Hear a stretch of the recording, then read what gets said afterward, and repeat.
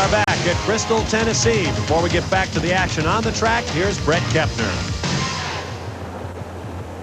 In all of IHRA sportsman drag racing history, there's probably one vehicle that has remained more popular than any other in the 21-year history of the association. And let's face it, this particular 57 Chevy station wagon is probably as big a piece of the IHRA itself as anything else you can think of. It's been running since the inaugural year of IHRA competition back in 1971, and Mike Boyles of King, North Carolina has driven the good old Charlie Brown 57 wagon to an unprecedented 6 Superstock Eliminator World Championships. Now that's 6 world titles in a class that is arguably the toughest in sportsman drag racing. The car itself must conform to individual class rules, and you have to beat some of the toughest drivers in the country just to win a single race. This driver has won 17 national events since 1971, and here at the Scotchgard Fall Nationals, he's in position to win a 7th world championship. Certainly any driver, not only in drag racing but in other forms of motorsports, has got to be able to learn something from what this man's secret is.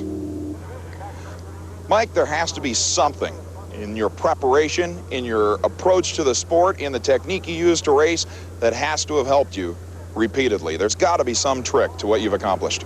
Well, I always try to make good runs and keep my car in good shape, and I always try to worry about doing my own thing instead of worrying about the other driver or what his light is or whatever. I just try to drive my race car.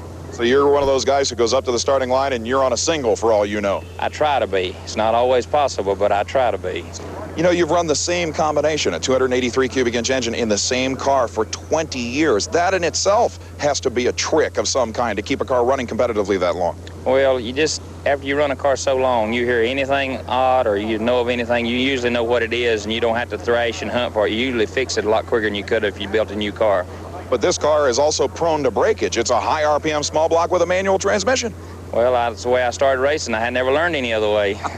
I'll tell you, just the fact that you can keep this thing competitive in a class or a division that is constantly progressing has got to be in itself unusual. A lot of people consider this thing an antique amongst all these new cars. Yeah, I know a couple years ago they was talking about outlawing old cars, but I'd have been up the creek.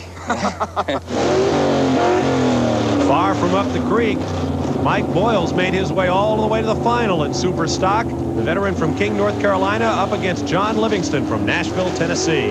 John, no newcomer, formerly drove in Pro Stock years ago, then retired and came back out of retirement to get into the finals and turn on the red light. It'll be win number 18 for good old Charlie Brown, Mike Boyles. Boyles locks it up with a 1078, 117 miles per hour, and the other racers in the pit area will tell you that Mike Boyles is without question one of the